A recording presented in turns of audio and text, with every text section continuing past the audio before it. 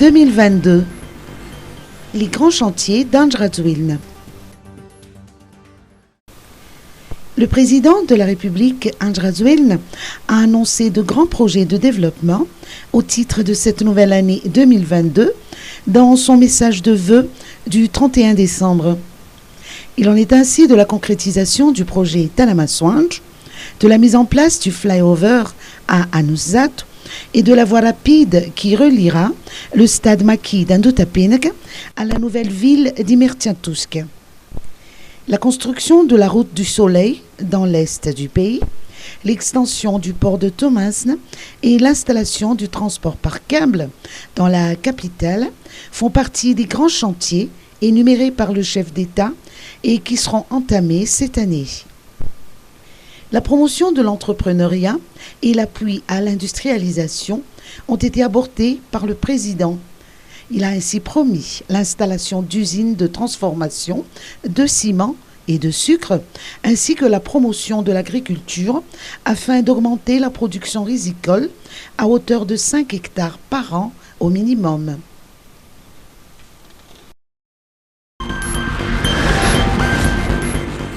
Covid-19. Réouverture du CTC d'Alaroubi. Le CTC 19 d'Alaroubi a rouvert le samedi 1er janvier, une dizaine de jours après celui de Soumandjakizei. Ce centre, d'une capacité d'accueil de 250 patients, se charge des malades de forme modérée du Covid-19, précise le ministère de la Santé publique. Dans son discours de fin d'année à la Nation, le président de la République a mis en garde la population contre une éventuelle troisième vague de l'épidémie. Le ministère a aussitôt installé une équipe de santé ainsi que des concentrateurs d'oxygène, des groupes électrogènes de secours et du carburant au CTC 19 d'Alaroubi. Le bilan épidémiologique du Covid-19 de la semaine du 25 au 31 décembre 2021 fait état de 2155 cas confirmés, dont 275 présentant une forme grave de la maladie. 40 décès ont été enregistrés sur la même période. La région Analamanga, à elle seule, a enregistré 1620 nouveaux cas durant la dernière semaine de l'année. Ministère de l'Aménagement du Territoire et du Service foncier. Bilan 2021. Le ministère de l'Aménagement du Territoire et du Service foncier, dirigé par Adzu Anjenen Arrivel, a dressé son bilan 2021. En ce qui concerne la sécurisation foncière, 121 364 certificats fonciers ont été distribués dans 66 communes de 11 régions.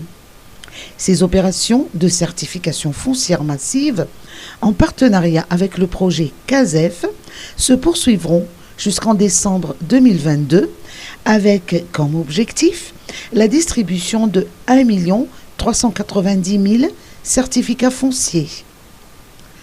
Toujours durant l'exercice 2021, 1900 titres fonciers ont été distribués dans les 2e et 5e arrondissements de la capitale, à Mourndaf, à Antirabé et à Betaf, dans le cadre des opérations domaniales concertées.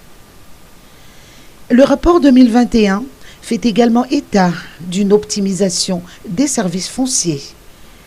La dématérialisation et la numérisation des documents fonciers tels que les titres, plans, cartes, ainsi que l'acquisition d'images satellitaires et photos aériennes pour la mise à jour des plans locaux d'occupation foncière ont été réalisés.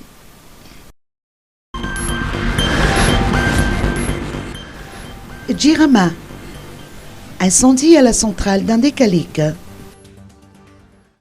L'incendie de dimanche a détruit un transformateur de la centrale hydroélectrique d'Andekalik d'une puissance de 30 MW. Le sinistre a engendré une large baisse de la production d'électricité, alimentant le réseau interconnecté de la région Analamanga et ses environs. La Girama a donc été contrainte d'entreprendre un délestage tournant à Antananarivo depuis hier soir. Pour l'heure, les causes de l'incendie n'ont pas encore été identifiées. Une délégation du ministère de l'Énergie est sur place depuis hier soir.